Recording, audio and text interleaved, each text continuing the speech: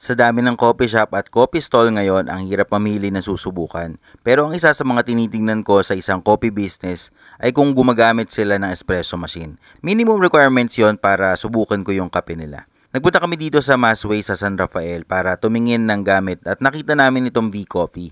Very affordable ang price ng kanilang drinks at curious talaga ako sa quality ng timpla nila kaya sinubukan namin. Na-curious ako sa kanilang winter melon espresso kasi normally winter melon natitikman ko lang yan sa milk tea kaya umorder ako at nagulat ako dahil bagay pala ito sa kape. Ang sarap nila. Sinubukan din namin yung kanilang white chocolate mocha at recommended din namin to.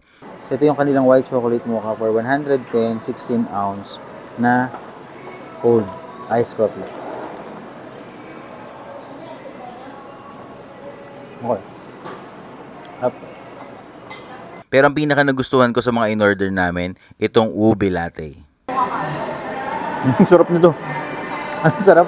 Para siyang candy.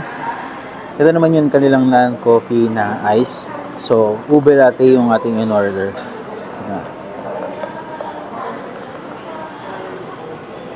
Sarap talaga nito.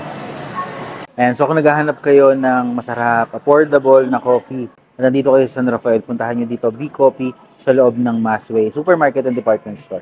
Tara!